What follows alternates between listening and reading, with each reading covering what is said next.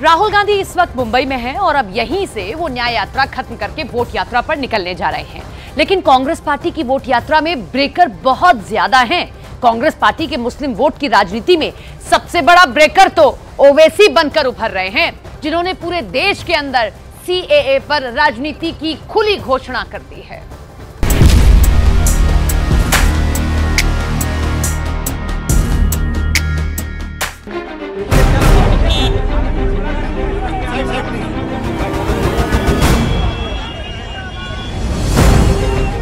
राहुल गांधी की टीम ने social media पर एक ट्रेलर जारी किया है। ये इसी ट्रेलर की तस्वीरें हैं। इस पूरे ट्रेलर में राहुल गांधी को कांग्रेस पार्टी के नायक के तौर पर दिखाया गया है। नफरत के बाजार में मोहब्बत की दुकान खुलेगी, न्याय की ये आंधी ना रुकेगी ना थमेगी, मणिपुर से मुंबई तक गली। लेकिन क्या राहुल गांधी देश के नायक बन सकते हैं? इस सवाल का जवाब कांग्रेस पार्टी अब भी तलाश रही है। हाथ से हाथ जुड़ गए, दिल से दिल मिल गए, कदमों से कदम मिलाया है, हमने नफरत को मिलकर हराया है। अब हक की बात चल पड़ी है, आई अब फैसले की घड़ी है। कांग्रेस पार्टी को एक नहीं बल्कि एक साथ कई चुनौतियों को झेलना पड़ रहा है। एक तरफ इंडिया गठबंधन के अंदर राहुल गांधी को राज्यों के छत्रपों से सीट बंटवारे को लेकर जद्दोजहद करनी पड़ रही है और दूसरी तरफ इंडिया अलायंस के बाहर भी AIMIM के अध्यक्ष असदुद्दीन ओवैसी कांग्रेस पार्टी के लिए बहुत बड़ी मुश्किल बनते जा रहे हैं। ओवैसी ने लोकसभा चुनाव की शुरुआत के साथ ही अपनी हर सभा में CAA को एक बहुत बड़ा चुनावी मुद्दा बनाना शुरू कर दिया है कि CAA कानून वो आप सिर्फ CAA के तौर पर नहीं देख सकते। CAA के कानून को आपको NPR और NRC से जोड़कर देखना पड़ेगा। अब ये बीजेपी और संघ परिवार के लोग बोलेंगे, तुम क्या नहीं चाहते पाकिस्तान, अफगानिस्तान, बांग्लादेश के हिंदू, सिख, ईसाई, ये बौद्ध मजहब के लोग भारत को आ जाएं, ये उनको शहरियत ना मिले? मैं कभी खिलाफ नहीं था, बिल्कुल दीजिए आप, मगर हमारा एतराज यह है कि मजहब की बुनियाद पर नहीं कानून बनाया जा सकता। 2023 में हुए तेलंगाना विधानसभा चुनाव में मुस्लिम वोटरों ने ओवैसी को बड़ा झटका दिया। जहां एक तरफ मुस्लिम वोट मिलने से कांग्रेस की सरकार बनी, तो वहीं ओवैसी की पार्टी का वोट प्रतिशत भी गिर गया और इसी वजह से अब असदुद्दीन ओवैसी ने CAA के मुद्दे को धार देना शुरू कर दिया है।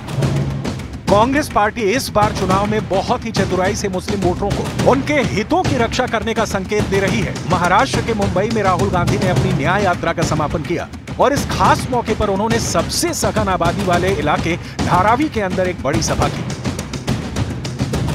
धारावी महाराष्ट्र का एक ऐसा इलाका है जहां पर मुस्लिम आबादी की बड़ी तादाद है और यहां पर राहुल गांधी ने एक चुनाव सभा को संबोधित करते हुए कहा, क्योंकि न्याय यात्रा का मकसद नफरत के बाजार में मोहब्बत की दुकान खोलना है। नफरत के बाजार में मोहब्बत की दुकान खुलेगी, न्याय की ये आंधी ना रुकेगी ना थमेगी। कांग्रेस को उम्मीद है कि उसकी मोहब्बत की दुकान वाले कैंपेन का असर भारतीय जनमानस पर पड़ने जा रहा है। तो हमने पिछले वाले यात्रा में नफरत के बाजार में मोहब्बत की दुकान खोली और पिछली यात्रा में बहुत सारे लोगों ने हमें कहा कि देखिए आप 4000 किलोमीटर चले मगर बहुत सारे ऐसे प्रदेश हैं जहां आप गए नहीं। उड़ीसा नहीं गए, झारखंड नहीं गए, छत्तीसगढ़ नहीं गए, बंगाल नहीं गए, असम नहीं गए, बिहार नहीं गए, तो आपको दूसरी यात्रा करनी चाहिए। और हमने दूसरी यात्रा मणिपुर से शुरू की। मुंबई इस वक्त भारत की राजनीति का सबसे बड़ा केंद्र बना हुआ है, क्योंकि यहाँ पर महागठबंधन की एक बहुत बड़ी रैली हुई है। इस रैली का महत्व इसलिए काफी ज्यादा है क्योंकि मुंबई के अंदर ही राहुल गांधी की न्याय यात्रा का समापन हुआ है और इस मौके को भव्य बनाने के लिए कांग्रेस पार्टी ने विपक्षी महागठबंधन के बड़े बड़े नेताओं को इकट्ठा किया है। कांग्रेस नहीं होती तो देश को आजादी नहीं मिलती, कांग्रेस नहीं होती तो देश को नेतृत्व नहीं मिलता। पंडित नेहरू से लेकर मनमोहन सिंह तक कांग्रेस नहीं होती तो पाकिस्तान के 2 टुकड़े नहीं होते। राहुल जी राजनीति कम करते हैं मेरे हिसाब से। वो देश के बारे में सोचते हैं, गरीबों के न्याय के बारे में सोचते हैं। तो उनका मकसद था लोगों में एक जागरूकता लाना, वो जागरूकता जरूर आई है। विपक्षी गठबंधन की राजनीतिक पार्टियों के सामने सबसे बड़ी मुश्किल उनका आधार वोट या बेस वोट है, जो कि मुस्लिम है। लेकिन मुस्लिम वोट की अपनी सीमाएं हैं। देश में 20% से भी कम मुस्लिम वोट है। तो वहीं दूसरी तरफ बीजेपी अपनी हिंदुत्ववादी राजनीति की वजह से 80% हिंदू वोटों पर दावा रखती है। ऐसे में कांग्रेस पार्टी और विपक्षी गठबंधन की दूसरी पार्टियों के सामने एक ही विकल्प है कि मुस्लिम वोट के साथ हिंदुओं के जातिगत वोट का मिश्रण करके चुनाव जीतने लायक परिस्थितियां पैदा की जा सके। लेकिन मुश्किल यह है कि बीजेपी ने राष्ट्रीय मुद्दों को उठाकर अपना वोट एकजुट करने की भरसक कोशिश की है, और ऐसे में विपक्ष की दाल गलना इतना आसान नहीं है। राहुल गांधी जी की न्याय यात्रा इस बात के लिए याद की जाएगी कि जब वो चले थे तो भीड़ लेकर चले थे।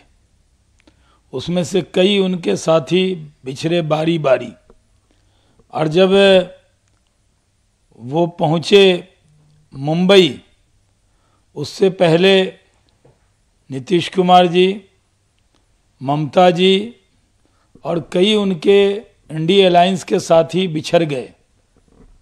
तो ये न्याय यात्रा नहीं कहलाएगी, बल्कि ये याद किया जाएगा कि इसमें जब वो यात्रा शुरू की तब जो साथी थे उनके, वो बिछड़े हुए उनसे अलग हो गए और वो तन्हा तन्हा रह गए। बिल्कुल ठीक ऐसी स्थिति बिहार में भी नजर आ रही है। बेगूसराय और कटिहार सीट पर कांग्रेस पार्टी ने अपना दावा ठोका है।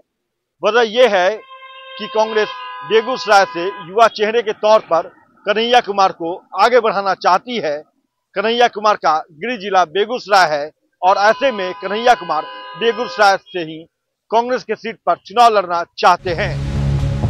पिछले चुनाव में कन्हैया कुमार ने बेगूसराय से ही गिरिराज सिंह के खिलाफ चुनाव लड़ा था और कन्हैया कुमार सीपीआई से खड़े हुए थे, और वो चुनाव भले ही हार गए थे, लेकिन बीजेपी के खिलाफ आवाज उठाने वाले एक बड़े चेहरे के तौर पर उनको जाना जाता है। सोशल मीडिया पर उनका प्रभाव है। यही वजह है कि कांग्रेस पार्टी कन्हैया कुमार को एक बड़े चेहरे के तौर पर इस्तेमाल करना चाहती है। लेकिन समस्या अब ये पैदा हो गई है कि बेगूसराय की सीट तेजस्वी कांग्रेस को नहीं देने वाले।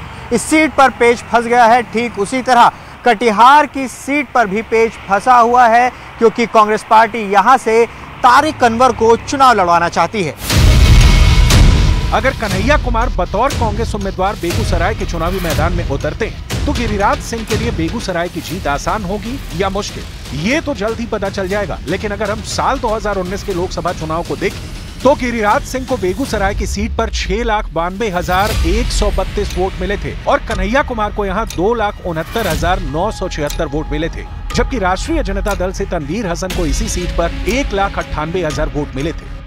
साफ है कि कन्हैया कुमार और आरजेडी के तनवीर हसन के वोट बैंक को जोड़ दिया जाए तो बेगूसराय सीट पर एंटी बीजेपी 4.5 लाख से अधिक वोट होती है। ऐसी स्थिति में गिरिराज सिंह को एक बड़ी टक्कर दी जा सकती है। लेकिन इसके लिए कांग्रेस पार्टी या राष्ट्रीय जनता दल में से किसी एक को कुर्बानी देनी होगी और सीट शेयरिंग करनी होगी। इस बार चौंकाने वाले रिजल्ट आने वाला है। आप लोगों को कितनी सीट शेयरिंग पर कब तक फैसला हो जाएगा? बुला के बता दिया जाएगा। आप लोगों को कितनी सीटें पर लड़ने की बात है इंडिया गठबंधन? सब लोग इंडिया गठबंधन 40 सीट पे लड़े।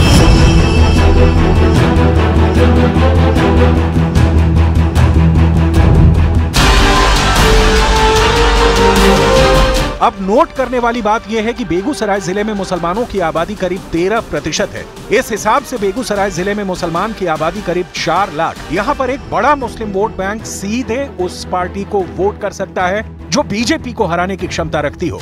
यानी यहाँ भी लड़ाई मुस्लिम वोट के दम पर ही लड़ी जानी है और इसीलिए कांग्रेस पार्टी के लिए मुस्लिम वोट बैंक बहुत ज्यादा महत्वपूर्ण हो चुका है। मुझे दुख होता है विपक्ष के सोच पर कि तुष्टीकरण की प्रकाष्ठा है। भारतवंशी को कौन सहारा देगा? अगर भारतवंशी यहाँ नहीं आएंगे तो भारतवंशी जाएंगे कहाँ? ये विपक्ष की विकृत मानसिकता है जो हिंदुओं के ऊपर ऐसी सोच है। उत्तर प्रदेश में कांग्रेस पार्टी के सामने सबसे बड़ी मुश्किल यह है कि उसका मूल वोट ब्राह्मण, दलित और मुसलमान उसके हाथ से निकल चुका है। दलित वोट का बड़ा हिस्सा इस वक्त मायावती के साथ है, तो वहीं ब्राह्मण वोट में बीजेपी सेंधमारी कर चुकी है और मुस्लिम वोटर समाजवादी पार्टी के पाले में है।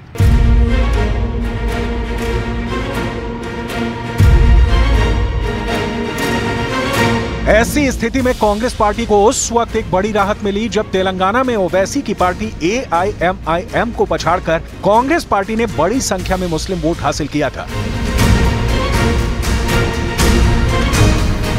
तेलंगाना में कांग्रेस पार्टी की जीत और मुस्लिम वोट के योगदान से ये बात साबित होती है कि मुसलमान अपना वोट दो पार्टियों में बंटने नहीं देना चाहता। यही वजह है कि मुसलमानों के द्वारा कांग्रेस पार्टी को ओवैसी की पार्टी के मुकाबले तरजीह दी गई और तेलंगाना में कांग्रेस पार्टी की सरकार बनी और इसीलिए अब ओवैसी ने अपने एजेंडे की धार को और तेज कर दिया और ओवैसी को सबसे बड़ा मुद्दा NRC और CAA के रूप में मिल गया है।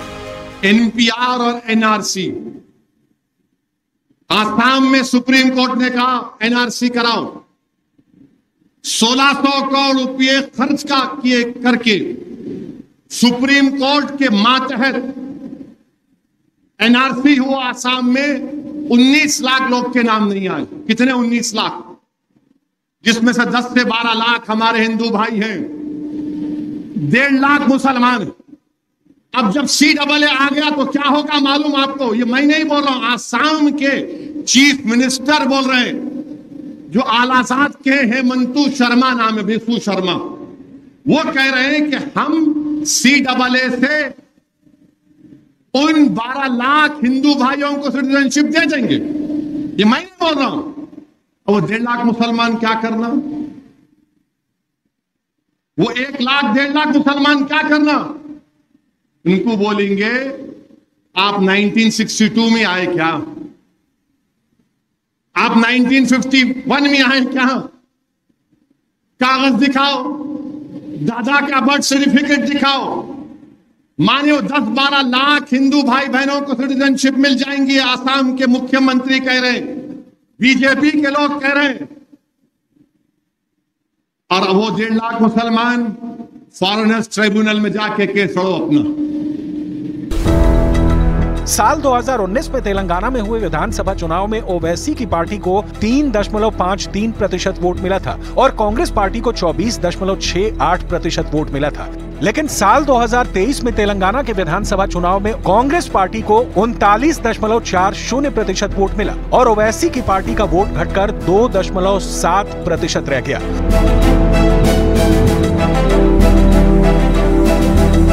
ओवैसी अपने वोट की प्रतिशत में हुई कमी को देखते हुए अब तेलंगाना में और ज्यादा जोर लगाने जा रहे हैं। ओवैसी ज्यादातर उन लोकसभा सीटों और विधानसभा सीटों पर अपने उम्मीदवारों को चुनाव लड़वाते हैं जहां पर मुस्लिम जनसंख्या ज्यादा होती है और इसीलिए देश के कई राज्यों में क्षेत्रीय और राष्ट्रीय पार्टियों के लिए ओवैसी चुनौती बने हुए हैं और इस बार चुनाव में नागरिकता के मुद्दे को उठाकर ओवैसी अपना वोट शेयर बढ़ाना चाहते हैं। पासपोर्ट कितने लोगों के पास है? अगर मैं यहां बोलूं हाथ उठाओ, कितने लोगों के पास पासपोर्ट है?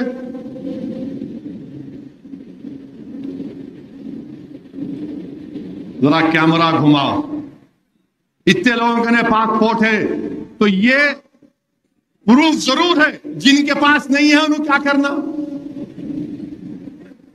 गवर्नमेंट का डेटा यह बोलता है कि पासपोर्ट पूरे मुल्क में सिर्फ 5% लोगों के पास। 130 करोड़ का देश, सिर्फ 5% लोगों के पासपोर्ट है। आधार कार्ड किसके पास है? अब आप फर्क महसूस करो। पासपोर्ट में कम हाथ उठे, आधार कार्ड में पूरे उठ गए। उठे ना? आधार कार्ड जब घर को जाएंगे पलटा के देखो, उसमें लिखा हुआ है this is not proof of Indian citizenship.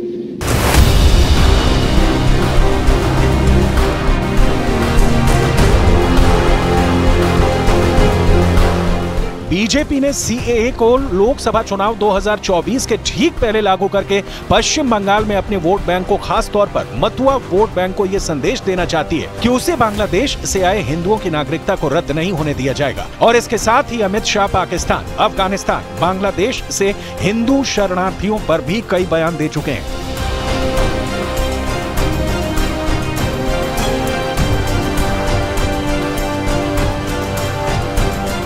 सारे विपक्षी दल, ओवैसी हो, राहुल गांधी जी हो या अरविंद केजरीवाल हो या ममता जी हो, ये झूठ की राजनीति कर रहे हैं। इसलिए टाइमिंग का महत्व नहीं है। भारतीय जनता पार्टी ने 2019 में अपने घोषणा पत्र में कहा है कि हम सीएए लेकर आएंगे और पाकिस्तान, अफगानिस्तान और बांग्लादेश के जो शरणार्थी है उनको नागरिकता देंगे। तो भारतीय जनता पार्टी का एजेंडा बहुत स्पष्ट है और वो एजेंडे के आधार पर हमें बहुमत मिला है। 2019 में ही ये बिल संसद के दोनों सदनों ने पार कर दिया। उसके बाद कोविड के कारण थोड़ा लेट हुआ। अब टाइमिंग का क्या महत्व है? सरकार ने अपनी विल चुने जाने से पहले अभिव्यक्त कर दी है।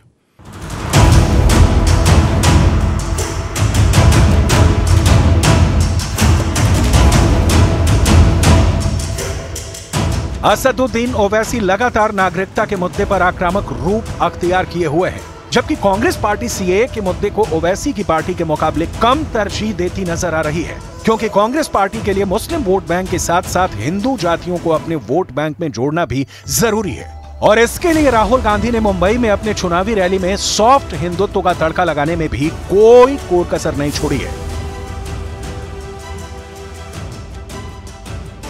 उस यात्रा में दो चीजें बड़ी क्लियर थी। एक कि हिंदुस्तान नफरत का देश नहीं है, मोहब्बत का देश है, और इस देश में, इसके डीएनए में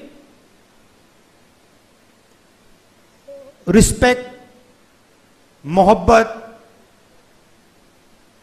ये बहुत गहरा है।